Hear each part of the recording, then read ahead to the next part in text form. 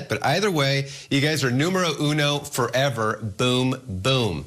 All right, well, we have seen around the NFL, and we were reminded last night about the rash of injuries happening throughout the NFL. Nick Foles, we saw, Teddy Bridgewater, Drew Brees, a lot of injuries on the quarterback front. Well, for Dallas, they actually received some positive news in regards to Andy Dalton. Andy Dalton clearing the concussion and reserve COVID-19 protocols and was a full participant in practice yesterday. Head coach Mike McCarthy saying Dalton looked good to stop short of naming him the starter for Sunday's game against the Vikings just yet.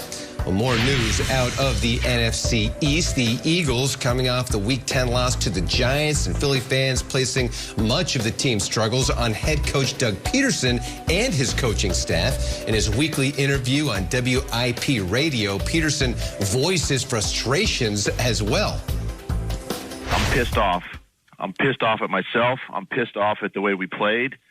And it's just, it frustrates me. It frustrates me to no end. And you know, we have too much pride, and I have too much pride. These players have too much pride. We work our off during the week, and you know, it's frustrating. It is frustrating, and you know, blame it on me all you want. I'll handle it with the players. You can blame it on me. I'm a big guy. I can handle it. That's fine. But this is.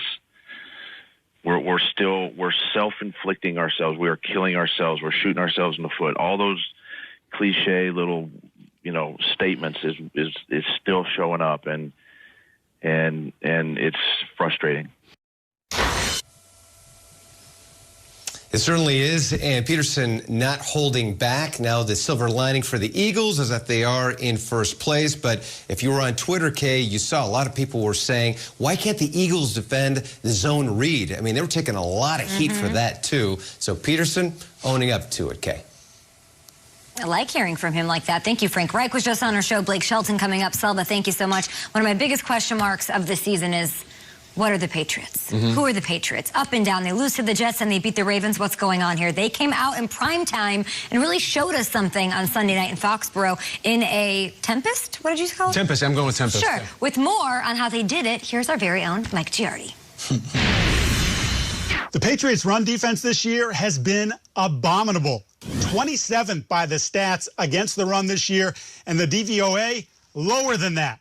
That's not how Bill Belichick wants to play ball. He wants to be able to control the line of scrimmage. How are they going to do it against the Baltimore Ravens on Sunday night in some nasty weather? By putting out all their best athletes. Speed, 6 and 7 defensive backs at most times, with the key players, safeties turned hybrid linebackers, and Adrian Phillips on one side and Kyle Duggar, their second-round pick this year, on the other.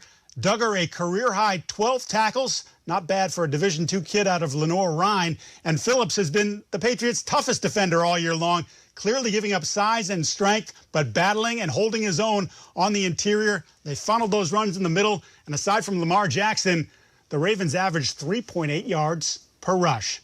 A job well done by the Patriots, and they are now back in the AFC playoff mix.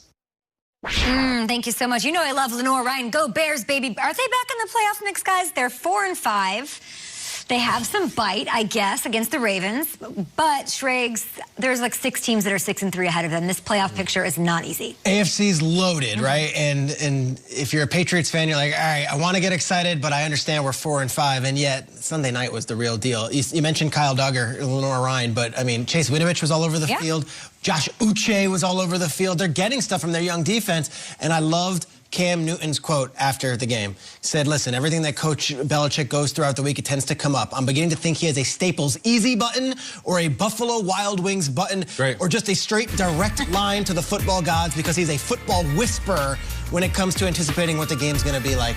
This guy, he knows. He knows it's going to happen. So at 4-5, it's possible because this guy has an edge in the coaching game over all those guys you already mentioned who he's been coaching against for the next 2 weeks. We live in a world where for the last 20 years, the most terrifying words in our industry were, I'm out on the Patriots. I'm giving up on them. Don't say that. You look stupid. People's reputations have been ruined by saying it. The world is different now. I'm out on the Patriots. I don't think they're making it. Even with that win? Yeah, it was a really good win and a weird night. They're 4-5.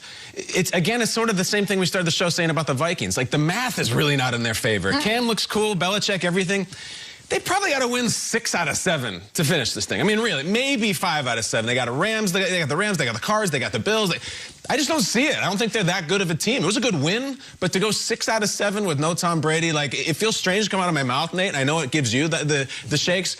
I'm out on the Patriots. I don't think they're going to make the playoffs. I don't. With the close games that they lost, I mean, they could easily be sitting here saying to themselves, man, we could be 6-3, just like these others. We saw them lose close games that they should have won.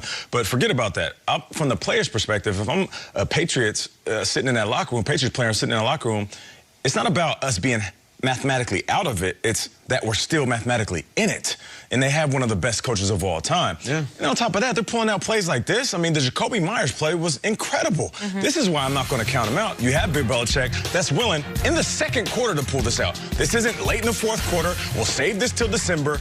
They have a bunch of these in their toolbox. Can they win 6 of 7? They need to be about 10-6 to make it. Yeah, we've seen it happen before.